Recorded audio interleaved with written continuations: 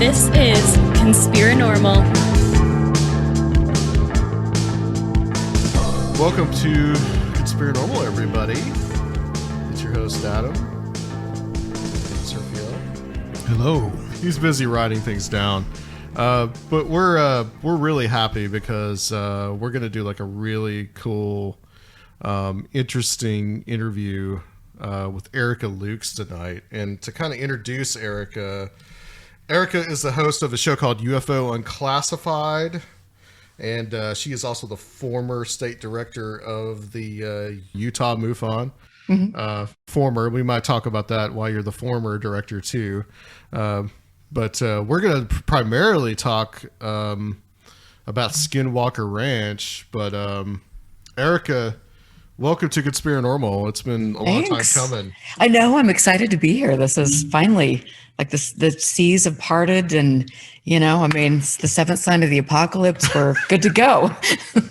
Yeah, it's great to have you. I mean, I've kind of followed you for a long time. Mostly just I know you and Nick Redfern are good friends, and we've had Nick on the show several times, which we'd love to have him back. So if you can make that happen for us, put in a good word for us. But I listened to the shows that you did, in 2020 and in 2021 with Steven Snyder, who's a good friend of ours. The Farm podcast several times, on the farm. Love him. And I know he's been out there to Salt Lake City to visit as well.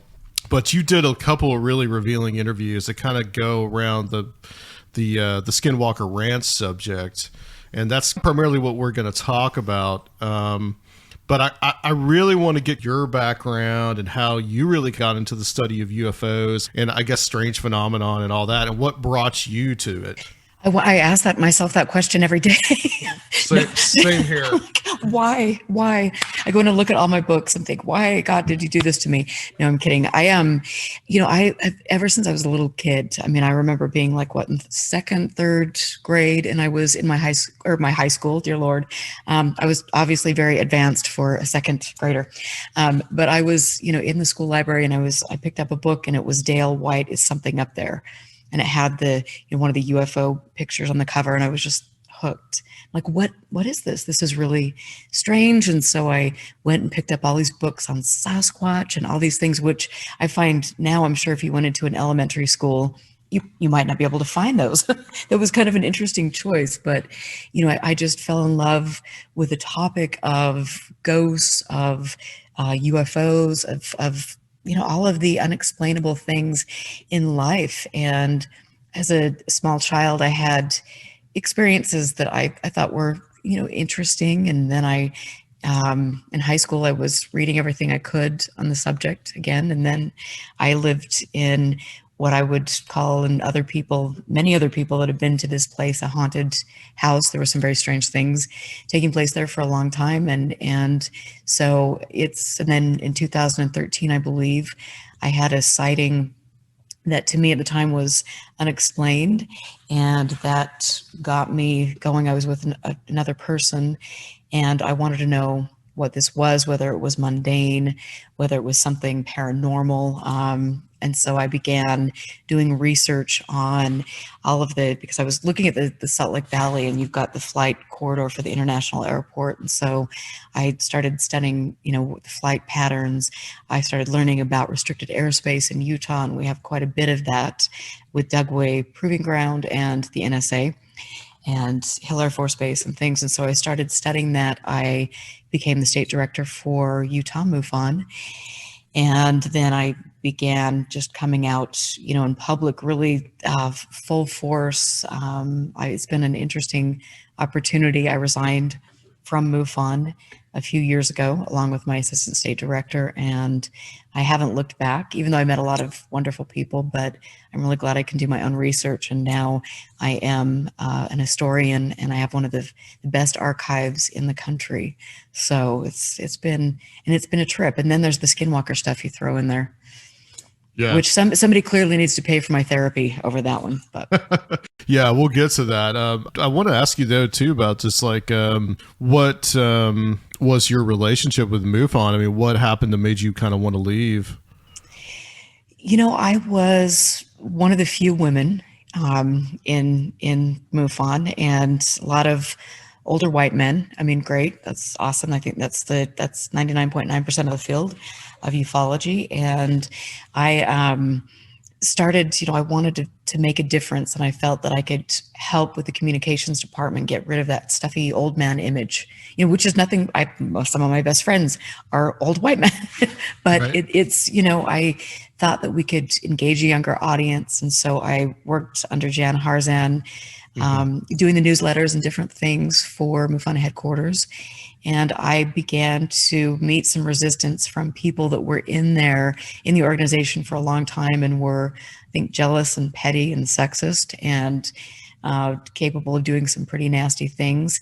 And so I started getting a little blowback, and ended up resigning. There was a moment where I was speaking with somebody who was in charge of MUFON Radio that made some very, very, very horrific comments to me, that very sexist and really nasty. And so I turned to the Jan Harzan to ask if he would step in and be the professional that's leading a nonprofit organization. And clearly that wasn't the way the organization was run.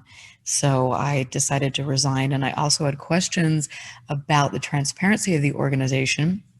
I believe that there might be something interesting going on with some of the taxes, different situations with different chapters.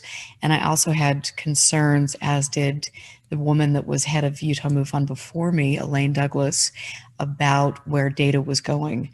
So you're entering in, all your personal data, things that I would say you would hope that MUFON would be sensitive with, but then you find out that they're buying and selling data to the highest bidder, namely Robert Bigelow. Right. And to me, that was alarming. What is he doing with my data? And so I started asking questions about that, and I think the blowback intensified. And so eventually I just said, have fun, guys. Peace out. It's interesting, Erica, because like the two people that I've known that are MUFON directors have been women. Angelia Shear, who sadly left us at the beginning of last year. She was actually the director for Tennessee. And I also know Jennifer Stein, who is the director I don't think she's a state director, but she has her own kind of like MUFON, I guess, subgroup in Philadelphia. So both of them are women, and but I can see how it would have been a kind of toxic atmosphere, especially with I can't remember his name now, but the one that made all the racist comments on John Facebook. Ventry. Yeah, Well, Ventry, and I have to say, I have to wonder, it's like when the women in MUFON knew that this was taking place with me, especially some of the old guard. I specifically reached out to several of them and asked them for help, and none of them did a thing. And so, Really? Way to go. Let's stick up for women. Yay. Yeah. So I found that very, very unimpressive, and not specifically Angela, because I never had any contact with her. And I've heard that she was really, really cool. Amazing. She was really great. Yeah. So, yes, she was a great person. Absolutely. And then last year, was it? No, it was 2020. So everything's like mixed up in my mind from the last 2 years. But Jan Harzan, then he got, caught with, what was he, talking to underage girls or something? It was like, I remember when that happened, we actually did a show right the day that happened, or the day that it broke. And so that was a big stink. And I haven't heard really anything else about that since that happened. No, that was pretty hushed up, I think. And when you look at Jan and his career, I mean, he was he was pretty high up in IBM and had pretty high rolling contracts. And so I would imagine, there would be a need to keep things a little bit quiet about that. And I also, I find that interesting. And then the takeover with Dave McDonald, or, he's stepping back in as the executive director, and he owns a sex Mile High Club. Woohoo. Really? Seems like Nevada, or? I think he is in Nevada now. Yeah. But so Flamingo Air. Yeah. So that's an interesting choice to have someone step in. It seems like a real boys club kind of thing. Good old boys, really, is what you can really call it. And hopefully, I think there is some hope that a lot of that's changing in the subculture in general. But do you think just the marginality and the at least the pretense of like dealing and secrets and things like this kind of leads to this isolation that kind of festers and breeds abuse and things like that? I think that I think when there's not a lot of transparency and when there aren't people in the subject that have ethics and, integrity, then you're going to see the kind of abusive behavior. And, to be honest, I mean, the same people that have been involved in this and have turned a blind eye to some of the malfeasance in the subject for decades are still running the show.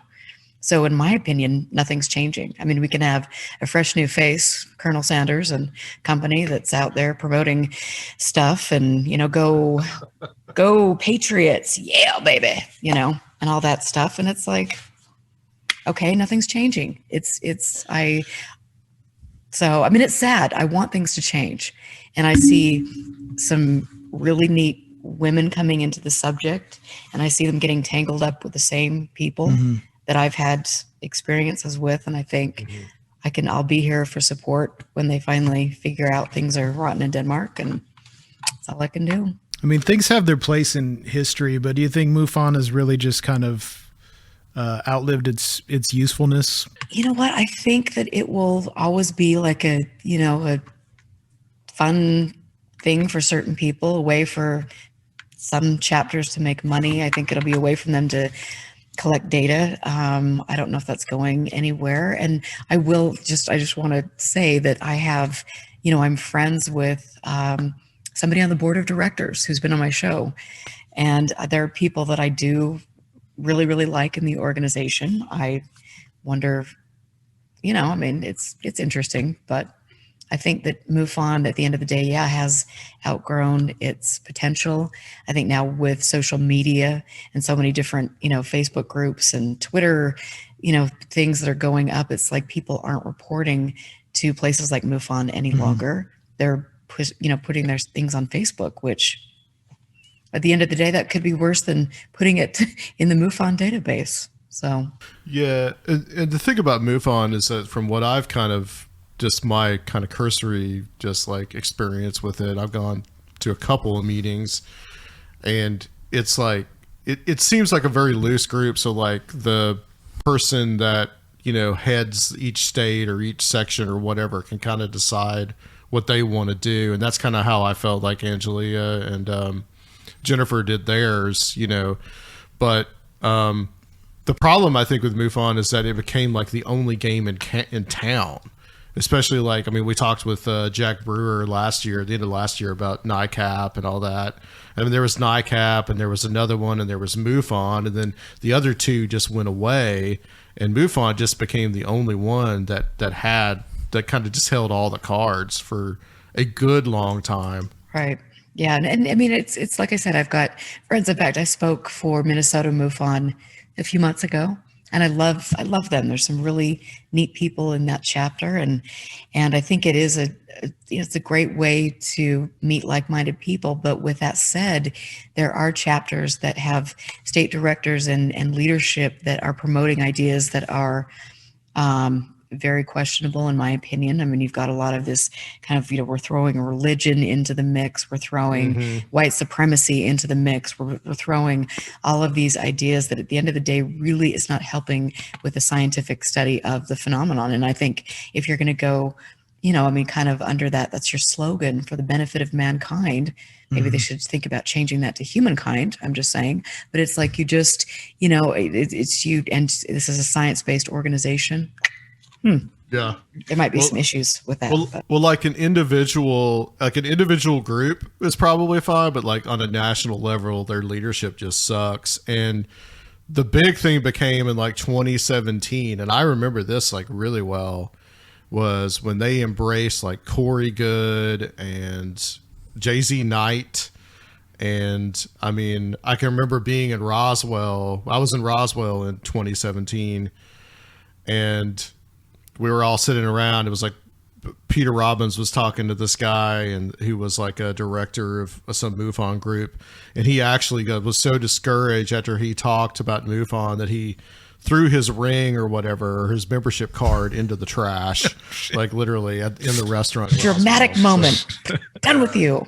Off with the ring. So it was, I mean, it was like 2017 was like a big moment for them because, you know, I mean, just embracing just really what is just total just lunacy, like Corey Good and Jay-Z Knight. And I mean, Jay-Z Knight, I mean, Steven can tell you there's like a lot of weird connections with that stuff too. Oh, I'd be interested to, learn more about that. I mean, it is incredibly disturbing, but then she was a big donor for a long time. And I think when that came out, that was hushed up. So, but yeah, there's some pretty right-wing just stuff that goes on with the whole Well, and there's always been that current in ufology going back, any paranormal thing. Yeah. Any paranormal thing, there's always right-wing. But this time right now in particular, everyone seems to be coming out of the woodwork and networking around this paranormal stuff. Ufology seems to be really, really blown up. It is an interesting time. And I think now more than ever, it's kind of ufology, like the rest of the country or the world they're showing their hand. And what is that? Well, it's a movement full of white supremacists. It goes back, decade after decade, and people with political agendas and religious, agendas. And I think there's really at the end of the day, what are you left with when you get through some of this stuff? It's used, the UFO field is used for people's, ulterior motives. And I think that, Robert Bigelow is top on the list of using the subject for his own personal gain and to sway people into perhaps a way of thinking that isn't my way of thinking. But well, let's get into that. Let's get into the Skinwalker Ranch. So how did you become involved in the Skinwalker Ranch, I guess, saga? Oh, God. First of all, I'm lucky enough to live in Utah. Right. And so, for me, it was like, okay, I'm, an hour and a half away from this, magical place where shape-shifting werewolves stand on ridge tops and, do backflips and their little rhino frogs and dinosaur beavers floating around and different things. And I mean, I haven't heard about this. The rhino frogs and dinosaur beavers. Dinosaur I've heard of the dire. Yeah, dino beaver. Oh my God. I mean, where to go with the dino beaver? Where do you? We're using that headline to advertise the show. No. Sure. But it's that's in the new book, Pentagon or Skinwalkers at the Pentagon. And so another Nick Kelleher, Knapp, and their new shtick. With really excellent graphic design. I just want to say that for the cover. I know. I feel bad. I feel bad. I'm sure somebody did work hard on that. But if you're trying to have a realistic book with people that are scientifically studying the phenomenon and are engaged in high level politics and things, well, it might not be the cover I'd pick. But anyway, so I got involved in it, 15, 20 years ago, like a lot of other people, and I began reading about it. And then I began kind of going to different meetings around here and meeting different people that were giving me information. I think I made my first trip out there maybe 10, 12 years ago. And then I started, actively finding people in the area that I could interview over a period of time. And so I found different families that I would conduct initial interviews with and then go back, in a year and keep track of how things were progressing and what was taking place in the area. And I also was fortunate enough to interview Junior Hicks and speak with him over the years, and also Dr. Frank Salisbury, who wrote the Utah UFO Display, which really was kind of the foundation, that book, taking Junior's works. That was the foundation for some of the mythology that, Bigelow and crew turned into Skinwalker Ranch and their little empire.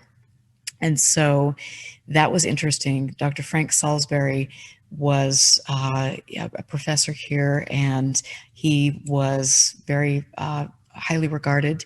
His holdings are at the University of Utah Special Archives, and so I spent many days up there going through that and looking at his life's work and his correspondence with regard to UFOs and some of the things that he was involved with NASA. He was also involved with NASA. And so it's been fascinating. Towards the end of his life, I had the pleasure of talking with him again. And he told me, when I asked him about Skinwalker Ranch, he said it was mostly garbage.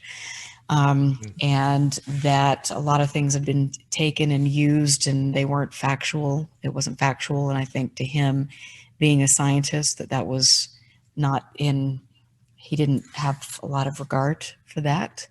And I also, spoke with Junior towards the end of his, I think maybe a few months before he passed away. And he also, even though he was more of a believer and had taken on some of the things that were fed to him through the Bigelow crowd, he also didn't have, in my opinion, a lot of respect for Bigelow and things. And I think that he knew that there was something going on that wasn't on the up and up. And specifically, you hear the story about in the Skinwalker book about the wires being cut and how that was a paranormal occurrence. Well, Junior said, I've got it on record that absolutely wasn't, that the lines had been cut by another human. So, I start going through all this and then putting the pieces together and then pulling up different things on individuals involved. And it's like, something just doesn't seem right here. And it's not right there.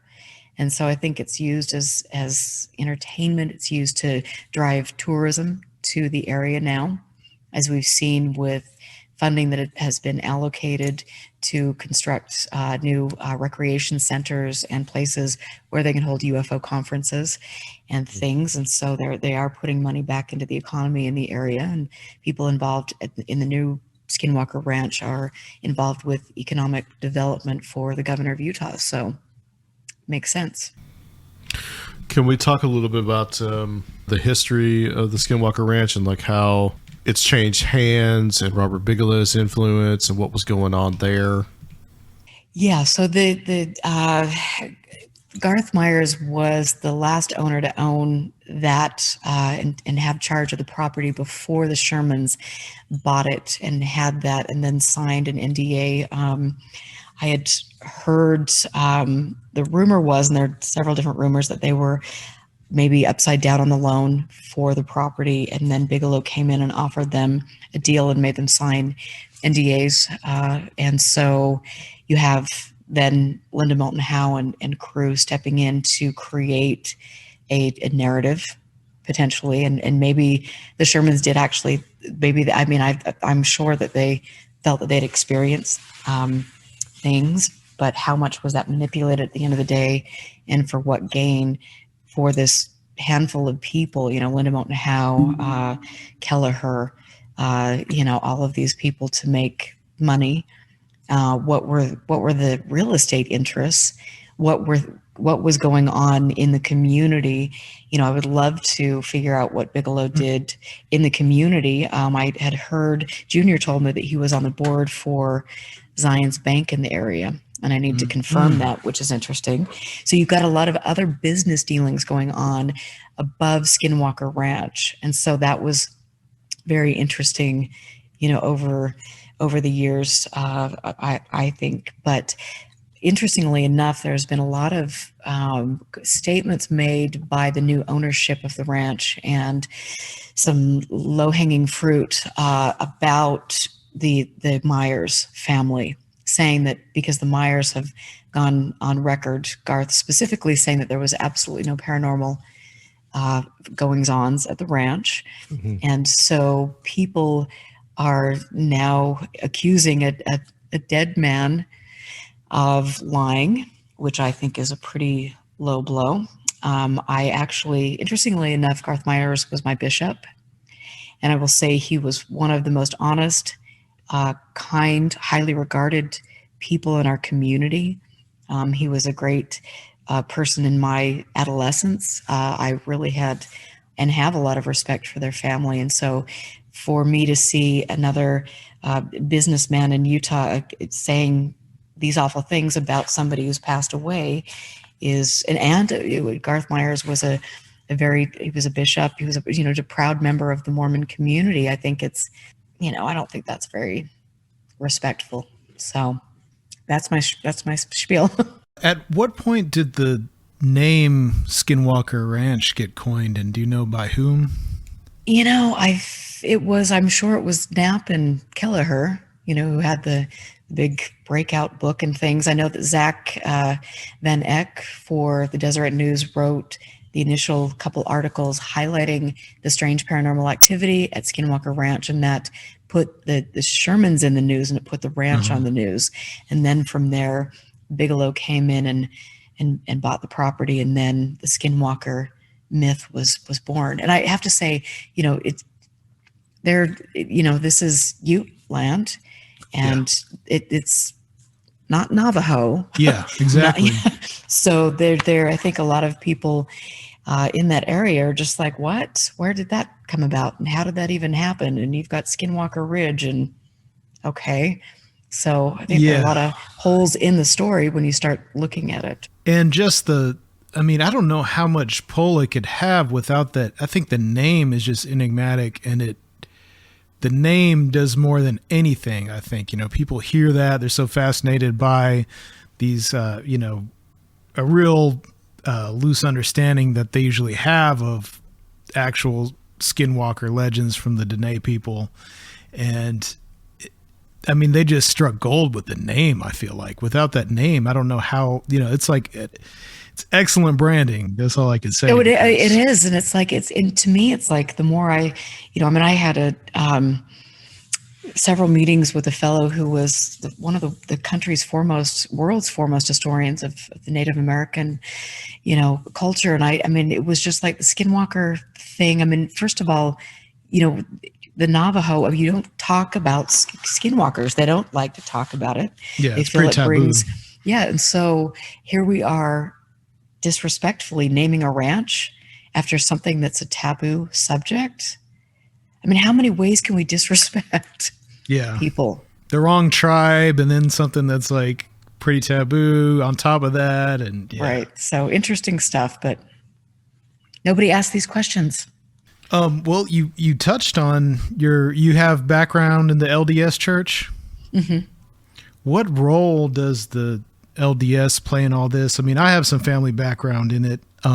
They were mostly RLDS, now known as Community of Christ. But do you think that that the LDS church kind of predisposes people to more of I guess a mystical worldview or openness to subjects like this? No, I don't. No?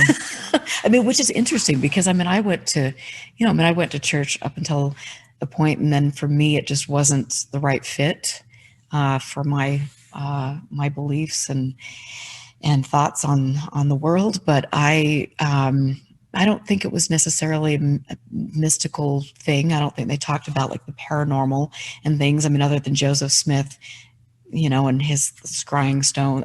Not that they really mentioned that, but anyway, different things like that. So, but I think what it is maybe a place where now you can insert these ideas and perhaps have a political agenda. Mm-hmm. And so I think that's more the focus of things and make business deals and things. So, but okay. Just more practical, kind of like cohesion that allows you to do more. Yeah, exactly. And I don't think you go into, I never went into church and heard about UFOs or things like that. In fact, I think it was kind of taboo to talk about the paranormal and things, so, but it is interesting though, that the Mormon businessmen do love the paranormal topic. Yeah. And I want to definitely get to what's going on there now, but Robert Bigelow gets in there, and I believe that's about 1996 is when he bought. It was from the Shermans. And is that the real name? Because I know that there was I can't The remember. Gormans. They were called the Gormans. Yeah, the Gormans in the book. Yeah. Yeah. Okay, So it's okay. Gwen and Terry Sherman. Yeah, and so Bigelow gets in there and brings in NIDS, I guess the National Institute of Discovery Sciences, and they do a lot of stuff there. And I have no doubt that NIDS was there, but the question is, what exactly was NIDS really doing, and what exactly was probably going on the ranch? And what are your thoughts on what could have really been happening there? Not much. I think that from what I have learned and the people I've interviewed that worked on the ranch and different things, I mean, there wasn't good equipment. They certainly weren't out there conducting any sort of serious study. They were, sending a guy out with a Ouija board and don't get me started on that. I mean, which is great. I mean, got to play with the Ouija board at Skinwalker Ranch. But I mean, it's like you go out and you're not serious about studying this. And then you use the excuse, oh, the cameras got cut. Well, that seems like that's perfect. It's perfect. Then you don't have any accountability. Not for lack of budget too, all this, right? Right. So, what happened with that? I don't, again, it's like here you've got this mystical, magical place where all these portals are opening up, and then you've got, you go there and it's like it is not secure. You've got people that are getting hit with radiation, and well, you would think there'd be somebody there maybe checking any of these things out. Lots of questions that you have. Where is the equipment? What are they doing? Why aren't they transparent with the public as they claimed they were going to be with the new ownership and things, and that they would have live, streaming videos of the ranch, and that really hasn't come to pass. But I guess we get that information on the TV shows, so I guess that works for some people. So I know, listening to your interviews on the farm, I feel like Stephen hardly left any questions for us, but he mentioned that it was like a big haunted house, and I was thinking more of it's a big seance parlor. I think so. I mean, but again, when Bigelow was there, especially during the Bass days, I mean, there was one or two security guards there. They weren't doing anything. The camera equipment. In fact, I think somewhere over here I have one of the cameras. Oh, here it is. Hang on, it's back there. So that's a $15 camera. That was at Skinwalker Ranch with that private property sign that somebody shot gun holes in. But so that security camera weighs about a pound, and there's no meat to that was just a fake security camera that was installed at the ranch. So it was just there just to make you think that there were security cameras. Right. And, even when I interviewed Dr. Eric Davis, when we were still speaking, he said that Bigelow was very cheap and didn't give them any equipment to go out and actually measure anything or do anything productive. So I think that's pretty telling, but that's just me. That's $22 million of your taxpayer money. Yeah. Study the paranormal. Right, because he got money from the government. I guess Harry Reid helped him get money to that went in, and part of that went into investigating Skinwalker. Mm-hmm. There's something about it too that's just so it's so classic and old school, using newspaper articles and things like that. I mean, that's it worked, but that's cheap. I mean, it's crazy how this mythology was created in just such a classic way. Oh, very classic. And I mean, it is interesting because, like I said, I went, I looked at Dr. Salisbury's research. I've talked to many, many people over the years and 3 generations of families that have had experiences. I don't know what they've experienced. I don't know if some people are just getting caught up in the hype, and maybe they did that back in, the 60s and 70s and things, but it's interesting. I think there definitely could be something there, but I don't think that something is being actively or was ever actively studied at the ranch. And I think that perhaps they've used some of that, because I think people like you had mentioned that, before we even got on the show, that people are seeing things all over the world. And so it's not necessarily location specific. And so I don't know. I think there is something unusual going on, and there's lots of fabulous lore and cool things that have happened in that region. And it's a fascinating area, but it's not, I think the Uinta Basin is fascinating. I don't necessarily think Skinwalker Ranch is anymore, but in and of itself. Yeah. And I mean, we talked about, like, I mean, if you look at the Wikipedia page, they actually list out the ownership from 1934 on. And Bigelow did own it for 20 years. So I guess there was the initial, let's go in and investigate whatever, or half-ass investigate, or whatever they were doing. And then I guess it just kind of sat there for the rest of the time.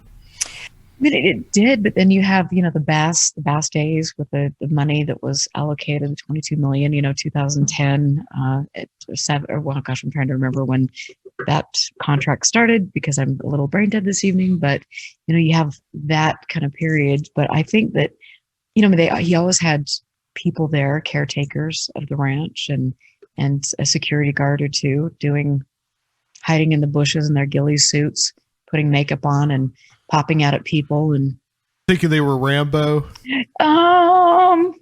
Clearly, boys like to play dress up. Oh my Lord! Well, someday there's some good footage of that. Clearly scientific.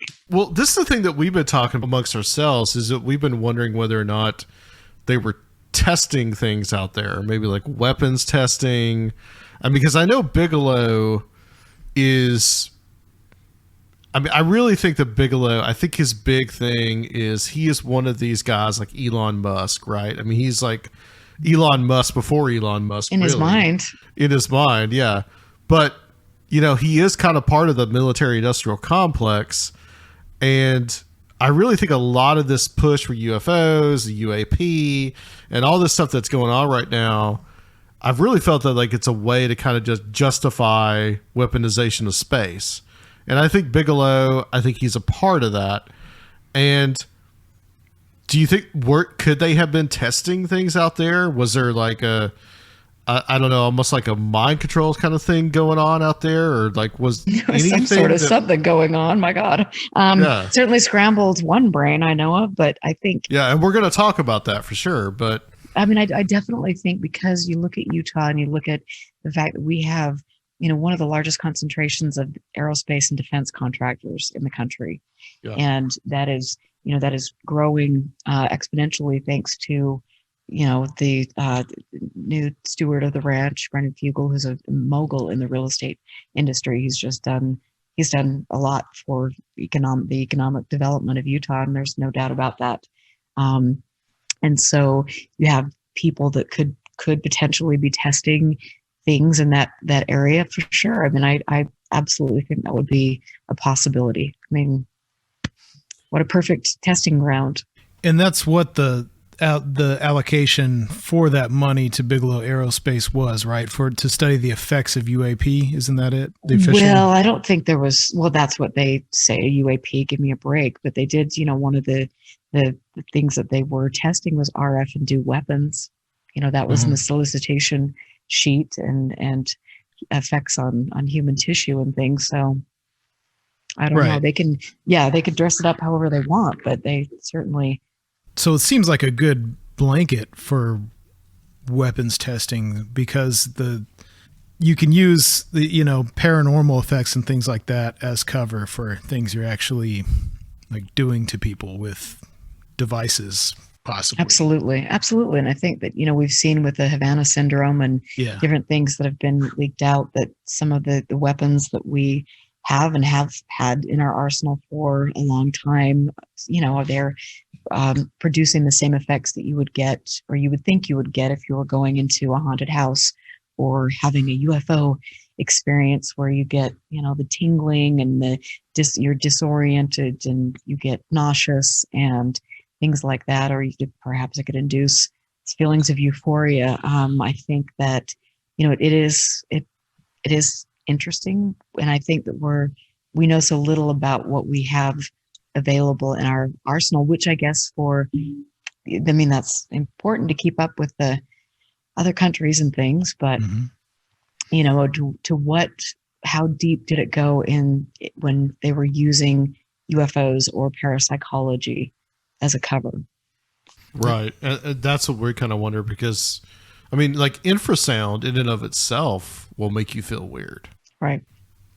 And that's something that's not unusual to do or weird really to do. And, I likened it to, I don't know if you're familiar with the Ken Thomas book, The Octopus, that, there were things that were going on, weapons testing and stuff that were going on the Cabazon Indian Reservation in California that, they could get away with because they were on the basically tribal land. And I feel like, Bigelow just owning this massive amount of property. You got to think about the scale. Well, we are, we're more populated than out there, but out there it's like, there's a lot more acreage involved. So you could probably get away with a lot more of that stuff out there than you could here. Right. Absolutely. And it was interesting too, because a lot of people that lived around the ranch were on Bigelow's payroll. Yeah. So, and some of them died from, I interviewed Charles Wynn's granddaughter, and I just really think the world of. But she talked about after that her grandfather really hadn't seen anything. He lived on the neighboring property before the Bigelow days, and then he was out one night working on the irrigation ditch, and a bright ball of light came over him, and he was so worried about him. He thought he was going to get burned, and so he kind of dove into the irrigation ditch, and then developed, cancer later. And whether there was really a cause and effect there, it was certainly something that concerned her. But so it's interesting. And with that said, I think there's also a lot of, you've got a lot of stuff going on, drilling, a lot of things in the environment that could potentially cause some health issues, definitely. And I don't know if you heard there, a few years back, there was a Rolling Stone article about a series of stillbirths that were born in Vernal, Utah, and how they were looking into it, and how one nurse was, delivering, or midwife was delivering these children, and she, I think, got a lot of blowback for questioning what was happening, in the environment and to these children, which is really sad. So I think there's a lot going on in that area.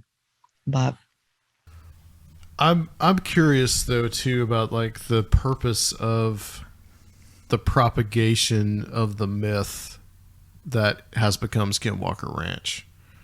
And I'll read this here in just a second about like kind of like the charter and all that stuff and why it's being propagated now. But when Kelleher and Knapp wrote their book, and I think that came out about 2005. What the purpose of kind of propagating that was it for entertainment purposes, or is it more a smokescreen? I think it's probably both.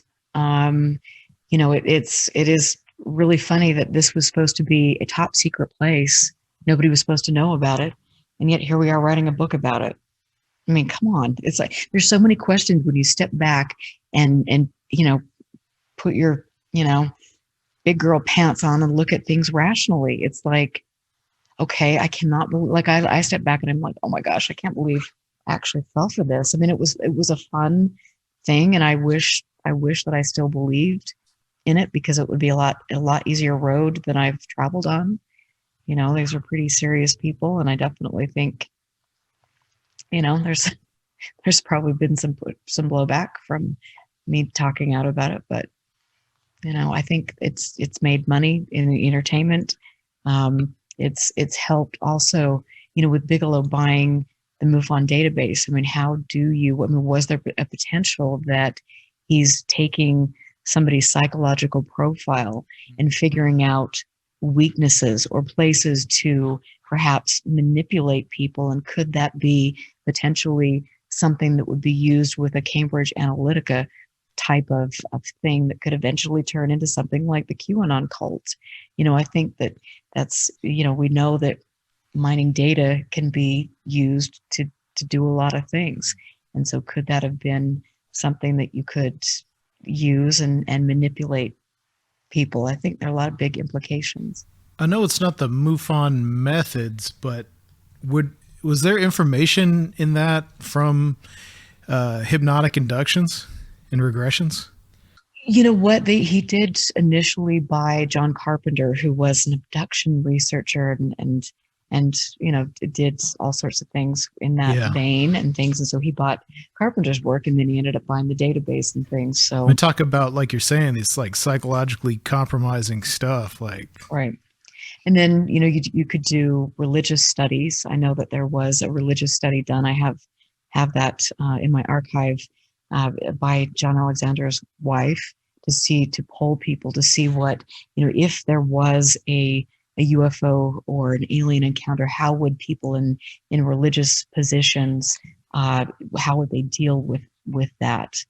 So I think there's a lot more stuff going on behind the scenes as far as maybe manipulating our country for gain, political gain. I don't know. Makes sense to me, and I know people will go, that is such a conspiracy theory. Well, whatever. Well, I mean, it's been going on. I mean, you mentioned Cambridge Analytica. I mean, that's exactly what they did, and that's exactly what keeps happening through the use of social media. Yeah, and even without some like overarching conspiracy, this stuff is profitable to people, and Right. No one's going to doubt that companies and entities are going to do things that are unethical for profit. Right. I mean, I think the paranormal stuff is fascinating. It's like you've got people who are, putting in their, I think I saw something, and I'm having this experience, and how do we manipulate vulnerabilities? How do we, push people down a rabbit hole so we can observe their behavior? And, I have to wonder if some of the groups involved in ufology over the decades haven't been doing that and studying the abduction phenomena for a reason, and how does that link potentially with MK Ultra? You've got the connections with Dr. Hal Puthoff and the early days of the SRI and funding, and then you also have the connection to Sidney Gottlieb, who was involved with MK Ultra and things. And so, what was the motivation there? I want to read real quick. This is the trademark details for Skinwalker Ranch. And I mean, since Brandon Fugel has taken it over, I mean, first of all, we didn't even know who he was. I mean, in the Skinwalker Ranch documentary that Jeremy Corbell. I bathe in holy water frequently to try to forget that name, but that they took Robbie Williams out there and all that stuff. Yes, because there's nothing better than men sitting around drinking beer and smoking and getting the crotch shot, here and there. Oh no. I mean, I'm telling you, that 10 minutes, I cannot get that back, and I cannot get that image out of my mind. It was in that documentary. They put him in they put him in shadow and all that, and they didn't want people to know who he was. And now he has. I mean, I guess since 2019, I think he's come out and said, "Oh yeah, it's me, and I own it," and all this type of thing. And he has. There's the TV show that I guess it's in its second season now. I don't know. I think the third season will start pretty quick. How could they find third? I mean, how can you get material? I don't know. It's a seance parlor. But I watch it. Like, I mean, granted, if you could have a camera sitting here watching me watching Skinwalker Ranch. Is it? I mean, oh God. Is it called hate watching? Is that what they call it? You know what? I don't know what it's called. It's just called, I don't know. It's cathartic for me. I can yell at the TV screen and, I mean, it's interesting. I mean, it is entertaining in a strange way and things. And so I don't know. I mean, I think I will say I think Brandon's a very nice, gracious man. He's always been that way to me, and I appreciate that. I think that, but as I have, I mean, I question things. I think I had him on my radio show, my podcast. Oh my gosh, maybe a year and a half ago. And, that's probably the last time I'll have him on. I don't think he'll come back, but, because I have questions things, but he's always very gracious. And, I think that he's an incredible businessman. He's very shrewd. He's not where he is because he hasn't worked really, really hard.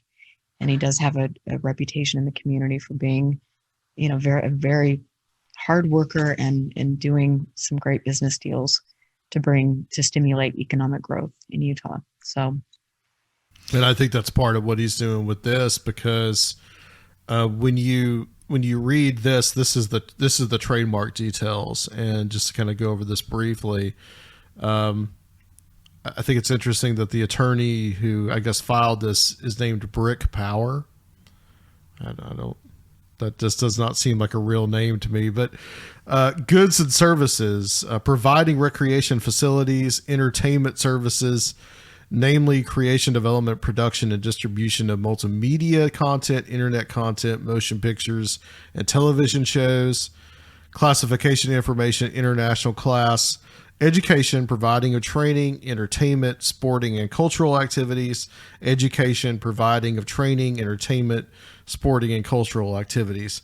So, I mean, in the kind of charter for the trademark of the name Skinwalker Ranch and the place, it clearly says that it is for entertainment purposes and for multimedia production. Right. Just like the solicitation sheet for OSAP, I mean, states very clearly that it's not doing anything to do with studying UAP. So, but again, these are questions that people seem to, gloss over, except for people like you who are asking questions about that. And at the end of the day, it's like, okay, that's great. I mean, that's in business, you are stimulating that area economically and bringing in business to people and things. And I understand that, from a business perspective, I think that's important. But is this what it appears to be? I don't really think so. And how many people in the process of that are being led down, a road of thinking that things are taking place that aren't. I mean, how healthy is that for people?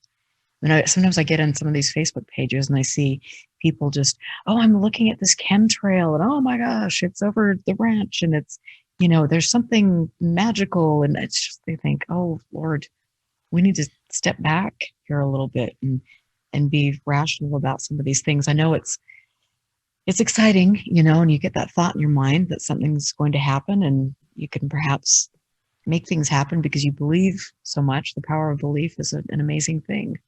But I think on some level, to some people, I'm not saying necessarily to the current operators of the ranch, but there is the idea that people gain power through the hoodwink.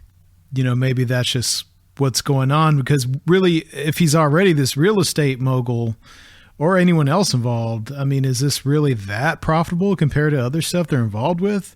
So what is really the goal? It's probably, is it power in some other way besides just purely monetary? I think, that's, power, money, it's a good thing. Yeah, ultimately, I think it really just kind of comes back to that in a lot of ways.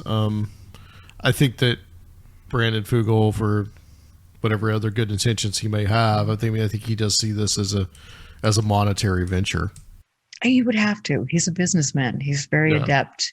He would absolutely have to see that. I mean, right. I don't think it's for the love of just having something fun. I think there's definitely something. And like I said, he and people that he knows, I mean, they have done a great deal to stimulate economic growth in the area. So a place where people can go to like these UFO conventions there, and I mean, UFO conventions, I mean, it's big money.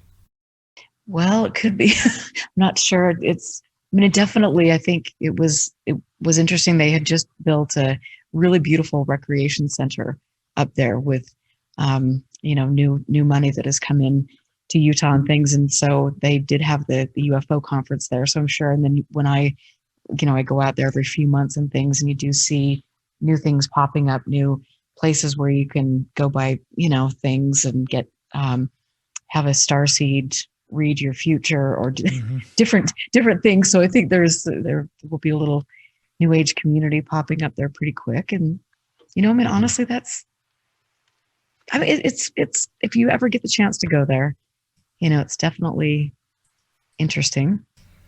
Maybe this is like maybe it's a foundation myth for the economic development of the entire area, that, maybe this area will turn into something. A lot of places start with that. Last time I was in Florida in the St. Petersburg area, I started digging into like local history, and this, and Treasure Island there was started by a bunch of businessmen who created a hotel, and they wanted to find a way to get people to come to the hotel and purchase land. So they came up with this big pirate myth of Gasparilla, and there's buried treasure somewhere out there. And like, sure enough, it led to big economic development. And same happened in like Mobile and New Orleans with the birth of the Mardi Gras cruise, and that same kind of mythologizing and as an economic engine to get people to get on the railways to come down to Mardi Gras. And it's kind of like just pretty American thing. Oh, I love New Orleans though. That's one of my favorite places on the planet. There's nothing like going on a tour from the Voodoo Museum hosts, and you can go around with Bloody Mary and hear all the stories about New Orleans. I love it. And speaking of, I went over to England and Ireland. I had to go over there for some Pilates business. And then I took a group of my friends, and we stayed in all these haunted castles, down the center of Ireland and things. And it was funny because there was a hotel owner who'd been on all of the, the ghost shows and things. And he sat up with me one night, and we, drank Irish whiskey by the fireplace. And he was just saying, well, some of this was kind of meant to stimulate tourism and things. And you hear that, and okay, it's perfect. It does. It's interesting. And you can go back and look at the lore and find little bits and pieces. And in the Uinta Basin is fascinating in that regard. There's a lot of buried treasure, and allegedly lots of different things. So, but this has a real dark side to it. This particular place and the history of Skinwalker Ranch. It does to me, but I guess for people like us that have just like we kind of bought into the mythology, and there's a lot of people that still do buy into the mythology that's propagated on TV or propagated on social media or whatever. It's just kind of like, it makes us a little more jaded to believe any of this stuff. I mean, it's so hard because I still think that there is a fascinating mystery that deserves to be studied. I've had things happen to me personally, and I don't know what that was. I will probably spend the rest of my life going on a mission trying to figure that out and trying to study it. And I think the thing that has really made me angry, though, is the fact that people can use the paranormal and ufology as a means to manipulate people and lie to people, make a living off of things so they can go on the circuit decade after decade. And there is a genuine mystery out there. And that is with the Skinwalker Ranch saga. I mean, that has really shown me a lot of things that I never wanted to see. And it's made me angry because I think I deserve better than that. I think other people deserve better than that. And we deserve to be empowered with what we experience and what we see, and not manipulated by a few people who've, created a bunch of nonsense over and it's the same handful of people, as we know. So in the time that we have left, Erica, I wanted to talk to you about Chris Marks. Now, this is someone that you met through the going out there to Skinwalker Ranch. Yeah, I was introduced to him from Ryan Skinner. And so, yeah, that was interesting. So definitely a very sad chapter in my life, but hopefully that will be over with soon, and I can get on and start to heal from that. That'll be good. Yeah, and this is something that you had. I know that there's been like local Utah station has covered this and all that, but what has happened with that? So right now, he is charged with 3 counts of domestic violence and 1 for violation of restraining order. And it's been a really interesting and it's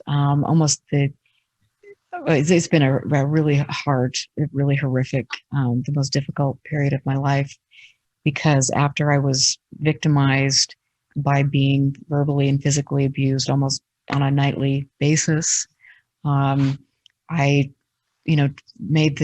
got the courage to leave thanks to a couple of my dear friends who gave me that courage, and it was very frightening. And it still is, to be honest, but I left him and turned to, the police and the National Guard for help, and found out that the National Guard would be absolutely no help. They would just protect their own. And that there was maybe a little bit of that taking place with the police, and it's been really hard. It's been frightening. It's been hard to try to recover from that level of abuse and to still be frightened and to try to be your own advocate, because people are not doing what they're paid to do as government employees. And so it's been really special. But again, I wonder, I have to throw out there why he was employed, at Bigelow for 10 years. He made it through, several batches of firings, and he was always still there under Bigelow. Really liked him and things. And so one wonders. What were he made some claims about the ranch. What were some of the claims that he said that happened to him, and do you still believe those claims? No. In fact, I'm completely mortified that I actually had yes, I went down that rabbit hole. I did. And then luckily for me, during that time period, I started asking questions and saying, okay, wait a minute, things aren't adding up. Luckily for me, I'm very avid at recording things. And so I have a lot of that with his permission on tape. A lot of my questioning about things. In fact, the last podcast I did with him is pretty telling, because you can tell that I'm getting to that point where I'm just like, really, this is, I think that's really not accurate. But he felt, or his shtick was seeing a shape shifting of a man on the ridge that was, during a lightning storm, holding out his hands, and then did this. He bent over and turned into a wolf. And then he had another story about a pack of wolves coming towards to hit both of the dogs, the ranch dogs, to himself, and one of the wolves throwing the dog up in the air. Interestingly enough, the dog didn't have any bite marks, but that's clearly a holographic. Something was going on there. And then he shot the animal repeatedly, and nothing happened to the animal. So, but again, it's the same sort of tired stories that we've heard over and over again from that group of people. And it was, I think, an interesting thing for me to interview him from the beginning of my relationship with him, and to have several interviews out there in public so they can see that, to begin with, he was very much, I love Bigelow, I love Kelleher, they're amazing people. And then as I started to find out more about it and do my own research and started questioning things, that's when he had to change, his tune on things, which was interesting in and of itself. So, and his function was primarily security. Mm-hmm. And through him, you really saw that prevalence of right-wing extremism amongst a lot of these folks. Yes, I did. And that's something I never want to be that close to again. That was pretty frightening. So that was, yeah, that was a good time. And I definitely feel, as we discussed earlier in the show, that there are a lot of people, mainly the whole community is made up of people with these ideas. And I'm not saying, I mean, I was a Republican delegate, I mean, I used to have a lot more respect for the party than I do now, that's for sure. But I think that overall, like you mentioned, this has been kind of a haven and the paranormal subject for some of these extremist ideas, and now I think that we've seen this complete manipulation of the subject thanks to social media and the internet and things, and that's used to shape people's ideas. And even though we're looking at UFOs, we're going down a rabbit hole that is, instilling in us that we don't need vaccines, we don't need masks, all of these ideas that, Nazis are really great people, things like that have been sprinkled in the UFO world for a long time. Yeah, I would agree with that. I mean, it's unfortunately all over the place. And as far as like he was concerned, when he started coming out with these claims, I mean, if you could kind of speculate, what do you think the motivations were? Do you think it was just like an attention getting kind of thing, or just trying to kind of like, because there seems to be like there's a lot of like people that want to have a new shtick on something. You mean as far as the ranch? Yeah, or the ranch, or just himself, or like a self-promotion type of thing. I definitely think, there was that, but I mean, he was definitely, like I said, he worked there for a long time, longer than a lot of people. And so there, what was the motivation there? I don't know, so. Do you think it'd kind of earn you points with Bigelow, maybe? If you're working for him and you have an experience to lend to the whole thing that he's building, pretty much. Mm-hmm. It seems like these guys were all just like sitting around, role playing pretty much, and like figuring out ways they could just come up with bullshit. I would agree. And clearly I've got lots of video of the stories of the ranch.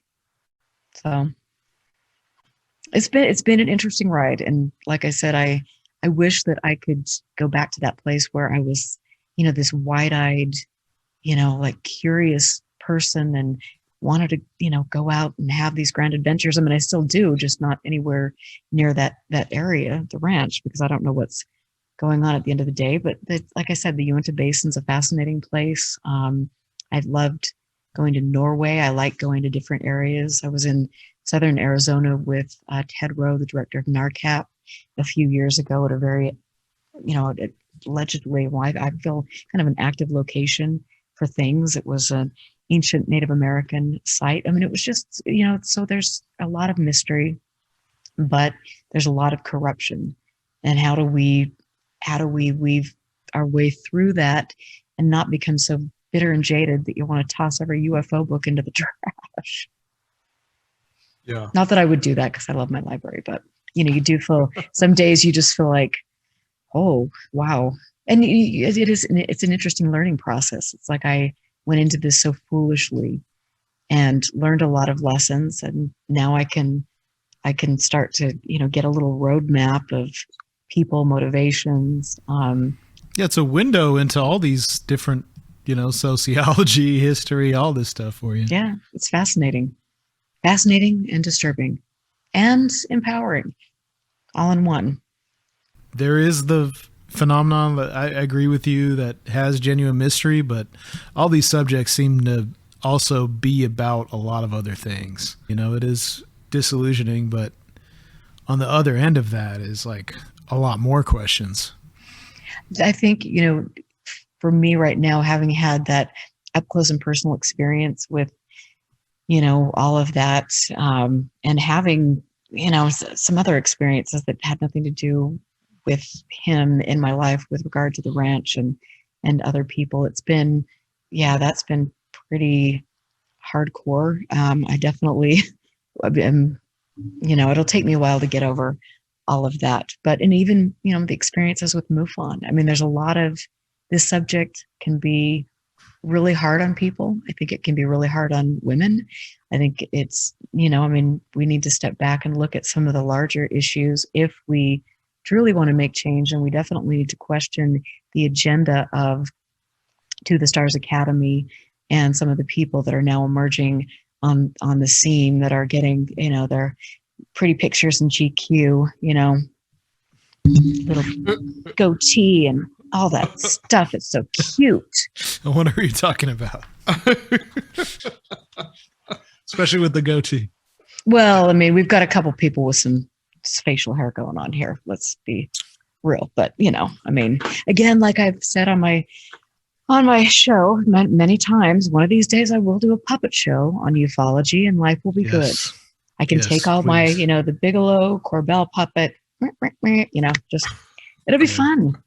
I've been planning out the scenes with my friend. No one's going to see this because we only record the audio, but she's showing us the prototypes right now. I am. I mean, you could see my hands. Yep. But so, yeah, it's a trip. I don't know. I think it's good that we talk about this stuff, and I think it's good that we dig into it. If you're not critical, then you're just kind of like that true believer type.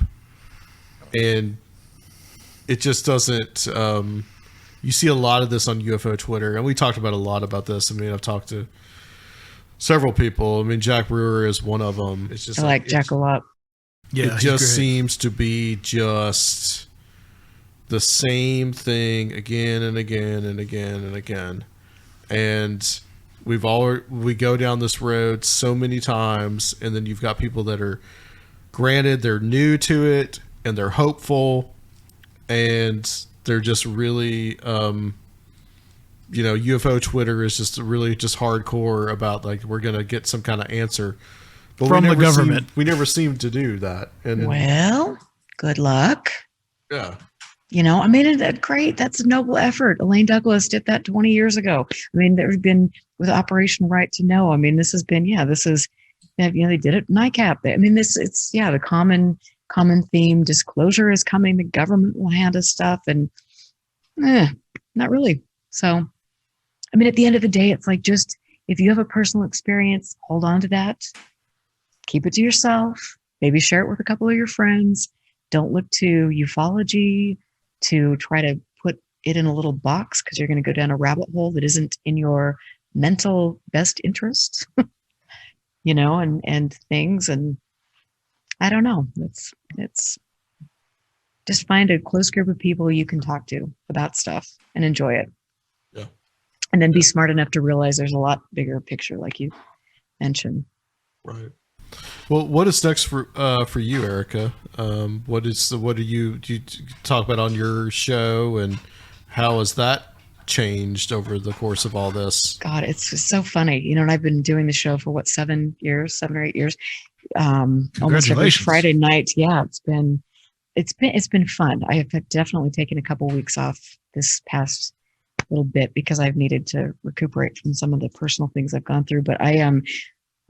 I've become a true believer, and you've watched the process from me going to the School of Hard Knocks with MUFON, some of the abuse and things like that I try to highlight. But I kind of where you guys are. It's like I want to have a rational discussion about this. I want to expose some things that I feel aren't in people's best interests, and have fun. I've got this wonderful archive here, so I'm archiving that and working on a book with my dear friend Gordon Lohr, who was in NICAP back in the late 60s, and new Professor James McDonald, and actually just an amazing man. And so working on that, and I've got a couple other projects and some TV stuff coming up and things, so I'll be busy, and we'll just see what trouble I can get into next. Do you have plans for the archive? I'm digitizing the archive. Cool. And yeah, it's so cool to have. I mean, I've had several people donate. The most substantial holding that I have is Ann Druffel, who was a prominent researcher for many decades. And so I'm digitizing that. And then Gordon Lohr graciously donated his archive to me as well. And so I'm hopefully getting to the place where we can get things back to normal in Utah, and we don't have 10,000 COVID cases a day. Yeah. And I can have people out here. I think, I've had Nick Redfern out here to speak. He might come out again to do that if we can get things calmed down with that, and just invite people here that are serious researchers, and then eventually donate my archive to a university, and that will be good. But that's my love, that's my baby, and I'm grateful for the friends that I have, like Barry Greenwood and Gordon, who have entrusted me with a lot and have helped me and schooled me in a lot of ways. So it's been very cool. Awesome. Well, good work on that. Thanks. Yeah, it's fun. So Well, hopefully excellent. someday we can go tour Skinwalker and then go give them some trouble, stand there, take some selfies, do what the tourists do. Yeah, And then- we'll come with you. Cool. That'll be fun. They'll love it. Hi, boys. Where can people find the show? And also, they want to communicate with you. Where can they find it? Well, right now I'm hiding in a hole, but they could communicate with me when I come up for air. I'm on UFO Classified.com. You can find me. That's my website. I need to update it a little bit. My show you can find on YouTube, Facebook, or Twitter on Friday nights at 5:00 Mountain Time, and it's a 2-hour show and things like that. And then, yeah, that's where you can find me. So, and on Spreaker, I think, or my old podcasts and things, I've switched to the video format, which I like. I've been really liking seeing people's faces now, so it's cool. All right. Excellent. Well, thank you so much, Erica. This has been an awesome conversation with you. We really appreciate it. Thanks. No, it's fun to finally have it. And so thank you for being patient with me. And No it's problem. cool. I like it. All right. All right. Well, guys, we'll be back to close out the show. Stick with us, Erica, and we'll be back on Conspirinormal.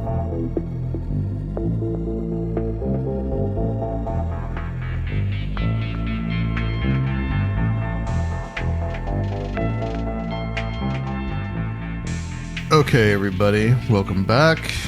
That was a very interesting interview with Erica Lukes, all about Skinwalker Ranch and some Not other to be confused things. with Hidden Valley Ranch Oh yeah, with that special blend of herbs and spices. Skinwalker. I saw something on. I did see something on the internet earlier. Skinwalker Ranch dressing. I did see Yeah, that. I made that meme a long time ago. The Skinwalker Ranch dressing. Yeah. So just very interesting, very revealing. I mean, this is one of those things that, like I said, has really was a big thing for me back in like 2005, 2006 when I read that book and I first heard it on like a paranormal radio show and all these type of things. And like I said, I mean, you guys have heard me talk about the Warrens a lot recently in the last year. And like, those are also some of the things that, I've had to reassess and really relook at some of these interesting cases that I thought were just a given. But like the Skinwalker Ranch stuff is not a given. It's not all that it seems to be.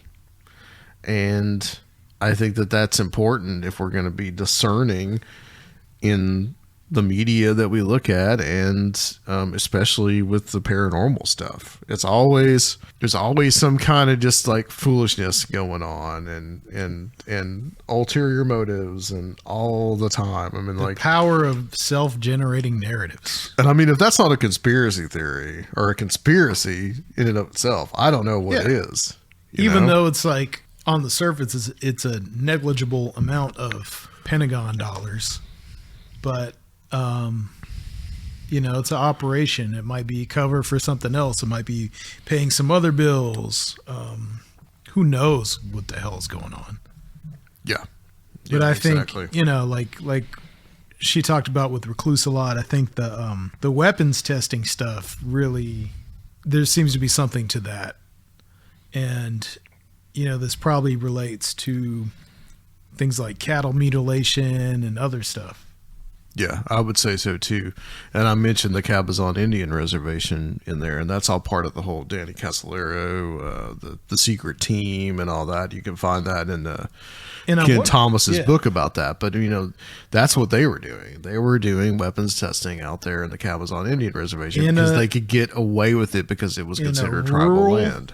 and a homogeneous population Right. that had cohesion. You could probably keep secrets there better. Just like, Not very many people out there anyway. yeah, and just like there in Utah, I'm really curious about what the demographics are like around there. If like everyone belongs to the same church, like if they're all Mormons, or like what's the deal with that? You know? Yeah. And I thought it was a good point that she brought up about that Skinwalker is a Navajo thing. It's not a Ute Yeah, belief. yeah, very different people. Which is something that like nobody is going to actually look at, or nobody's going to investigate, and nobody's even going to really care about. But, you know, I think that that's important. Yeah, and like I was saying, like I think the branding is everything. Without that phrase inserted into it, it's, you know, a lot less powerful. Yeah. Yeah. Like if it was just called Hidden Valley Ranch. Right. Yeah. The Hidden Valley Ranch. Or Ken Steakhouse, Newman Zone. Well, I mean, if you look at it, I mean, and the Wikipedia article is actually really good. And you can find these links, okay, to a lot of this. But, you know, there were people that owned 1934 to 1994. And I believe Kenneth is the same as Garth that she talked about. Garth Myers owned the ranch for 60 years and never really had anything really weird happen out there for 60 years. And then all of a sudden these other two people own it, and then all of a sudden these weird stuff happens, and then Robert Bigelow buys it and owns it for 20. And this is interesting as well. I mean, just in the Wikipedia article itself. Bought in 2017 by Adamantium Real Estate, LLC, a Delaware limited liability company based in Salt Lake City, Utah. Filed a U.S. trademark application for the service mark Skinwalker Ranch on February 15th, 2017. That's where I got that information that I read earlier. And was approved and registered on April 14th, 2020 with the mark applicable to providing recreation facilities, entertainment services, namely creation, development, production, and distribution of multimedia content, internet content, motion pictures, and television shows. An additional trademark filing to expand use on cups and mugs, shirts and short sleeve shirts, sports caps and hats. Where's the gear at? Yeah, I know. Was filed by Adamantium Real Estate, LLC on June 21st, 2021, and is pending approval and registration. You know, I'm in the apparel business. I need to land that account. So, you know, Adamantium, like somebody's an X-Men fan. Yeah. Because that's what that's in reference to. Yeah, pretty weird. But I mean, you know, it's these self-generating narratives that create economic growth. I mean, what would... You know, we recently went to Adams, Tennessee. What would Adams, Tennessee be without the Bell Witch? Right, right. What would all these places be, you know, without their foundational legends? Yeah. Well, but the thing is, you know, Skinwalker Ranch is a foundational legend of the really late 20th, early 21st century. Yeah. Like it's a brand new thing. But it started the same way they did 100 years before, you know, with like... Yeah. These, you know, using journalists and newspaper articles. Right.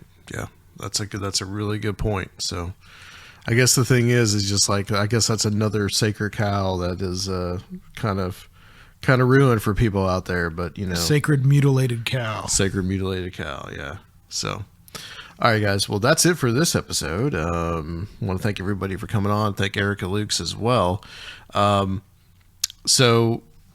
We have coming up some really good episodes. Aaron Goulias is going to be back with us next time on Conspirinormal, and he is going to be talking about his new book about triumphalist conspiracy theories, and we're really happy to have him come back on. Which we are both reading right now and is excellent and highly recommended. And then later on, we will have, the next week, Serfiel and I are going to start a new series about the history of conspiracy theories. So you guys stay tuned for that. So we got a lot of great things coming up, plus an awesome presentation with Kiki Dombrowski that we will be pushing for the next couple of weeks. That's coming up in the end of February. I believe that's February 25th. So, guys, stay tuned for that. But also, Patreon side, we're about to do a little news roundup show with Dr. Future, get a little update from him, and Sergio can tell you where to find that. You can find that at patreon.com/conspiranormal, where you can become a conspiranormalist too, or join the Mystic crew and get admission to all those Strange Reality streaming events. And if you are really dedicated to the cause, you can join the Ancient Circle of Strange Realities. All right, guys, that's it. Join us next time. We'll have Aaron Gillius on Conspirinormal.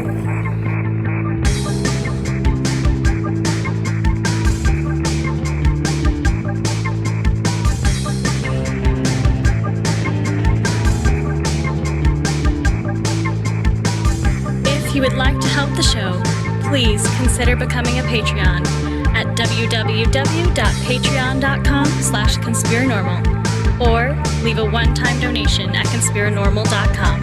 And please check out our YouTube channel, Conspiranormal Podcast.